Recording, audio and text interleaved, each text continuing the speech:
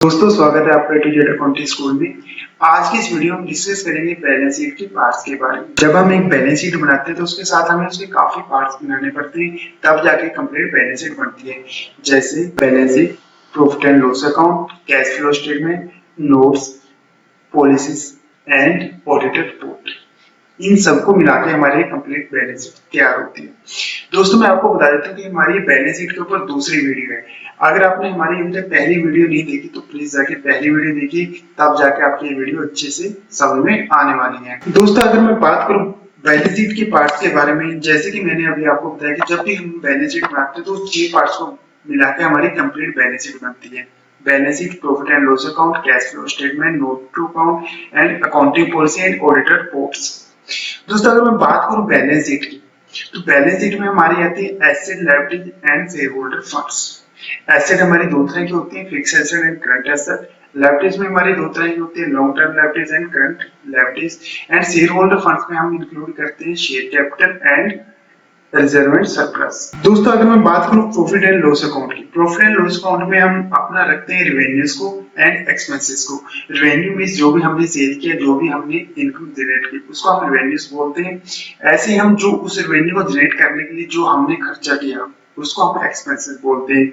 जैसे हमने कुछ भी रॉ मटेरियल परचेज किया, अगर हम मैन्युफैक्चरिंग यूनिट है, कुछ सैलरीज दी, कुछ रेंट दिया, कुछ फाइनेंस का एक्सपेंसेस हो गया, कुछ भी जो हमने उसकी अगेंस्ट एक्सपेंसेस की रेवेन्यू के अगेंस्ट, उसको हम एक्सपेंसेस बोलते हैं। और जब हम अपने रेवेन्यू में से एक्सपेंसेस लेस कर देते हैं तो हमारा प्रॉफिट आ जाता है, और उस प्रॉफिट के ऊपर हमें टैक्स पे करना होता है। उसके बाद जो हमारा प्रॉफिट बच जाता है वो हमारे डायरेक्टर्स डिसाइड करते हैं, कंपनी डिसाइड करती है कि उसका करना क्या है। उसके या तो शेयर होल्डर को हम डिविडेंड देते हैं या फिर इसको रिजर्व एंड सरप्लस में ट्रांसफर कर देते हैं। दोस्तों उसके बाद हमारा अगला बैलेंस शीट का पार्ट आता है कैश फ्लो स्टेटमेंट।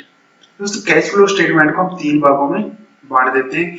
सबसे पहले हमारा आता है cash flow from operating activities, cash flow from investing activities, cash flow from financing activities.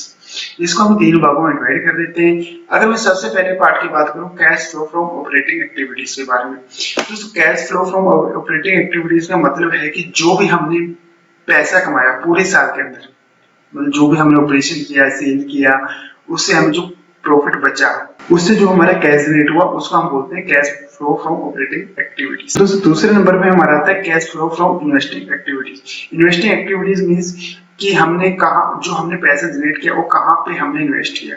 जैसे हमने फिक्स एसेट में इन्वेस्ट किया, या फिर हमने कोई इन्वेस्टमेंट की, या फिर हमने कोई फिक्स एसेट सेल की। वो सारी एक्टिविटीज हमारी इन्वेस्टिंग एक्टिविटीज में आ जाती हैं। उसके बाद हमारा थर्ड नंबर पे आता है फाइनेंसिंग एक्टिविटीज। फाइनेंसिंग एक्टिविटीज में क्या आता है कि हमने जितना भी लोन लिया वो हमारा सारा इनकमिंग में आ जाएगा, और जो भी हमने लोन्स की रीपेमेंट की वो सारा हमारा आउटगोइंग में चला जाएगा। इसलिए इन तीनों का टोटल जब हम करते हैं तो हमारा मैच होना चाहिए कैश एंड बैंक बैलेंस की ओपनिंग एंड क्लोजिंग का जो डिफरेंस है उससे हमारा ये कैश मैच होना चाहिए। दोस्तों बैलेंस शीट का अगला पार्ट आता है हमारा अकाउंटिंग पॉलिसी। अकाउंटिंग पॉलिसी में हमें ये दिखाना होता है कि हमने जो अपनी बुक्स मेंटेन की है किस बेस पे मेंटेन की है। डेप्रिसिएशन का हमने कौन सा मेथड यूज किया है, स्टॉक वैल्यूएशन का हमने कौन सा मेथड यूज किया है, ये सारी चीजें हमें अपने अकाउंटिंग पॉलिसी में दिखानी होती है। अकाउंटिंग पॉलिसी भी बैलेंस शीट का एक मेन पार्ट है, क्योंकि जब भी आप बैलेंस शीट को कहीं पे प्रेजेंट करते हो तो वो आपकी अकाउंटिंग पॉलिसी को देख के ही आपकी बैलेंस शीट को देखते हैं, और तभी वो अच्छी तरह से समझ पाता है जब आप अपनी अकाउंटिंग पॉलिसी से उसके बैलेंस शीट के साथ लगाओगे, क्योंकि अकाउंटिंग पॉलिसी बैलेंस शीट का ही एक मेन पार्ट होता है। दोस्तों बैलेंस शीट का अगला पार्ट आता है हमारा notes to account. Notes to account में हमें दिखाना होता है जो भी हम समरी दिखाते हैं अपनी बैलेंस शीट में, प्रॉफिट एंड लॉस अकाउंट में, उसकी डिटेल हमें नोट्स में देनी होती है। जैसे सपोज करो प्रॉफिट एंड लॉस अकाउंट में हमने पर्सनल एक्सपेंसेस लिख दिया, वहां पे लिखे पर्सनल एक्सपेंसेस हमारे इतने 10 करोड़ 20 करोड़, बट उसकी डिटेल देनी होती है हमें नोट्स टू अकाउंट के अंदर कि उस पर्सनल एक्सपेंसेस में सैलरीज कितनी है, वेजेस कितने हैं, बोनस कितने हैं, ईएसआई कितने हैं, पीएफ कितने हैं, ये सारी डिटेल हमें नोट्स में देनी होती है। इसलिए नोट्स भी बैलेंस शीट का मेन पार्ट ही होता है। कुछ एक चीजें हमारी जो बैलेंस शीट में हम नहीं दिखा सकते उसमें हम नोट्स में दिखाते हैं, जैसे रिलेटेड पार्टी ट्रांजैक्शन, ये भी हमें नोट्स के अंदर दिखानी होती है। अब बात करते हैं बैलेंस शीट के लास्ट पार्ट के बारे में, ऑडिटेड रिपोर्ट।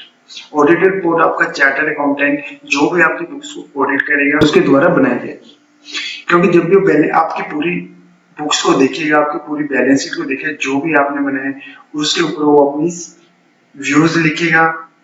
वो देखे कि कंपनी ने कोई फ्रॉड नहीं किया, उसमें ऑडिटर की क्या रिस्पॉन्सिबिलिटी है, डायरेक्टर की मैनेजमेंट की क्या रिस्पॉन्सिबिलिटी है और क्या ओपिनियन है, ये सारी चीजें अपने ऑडिट रिपोर्ट में डिक्लेयर करता है। ओके दोस्तों, थैंक यू।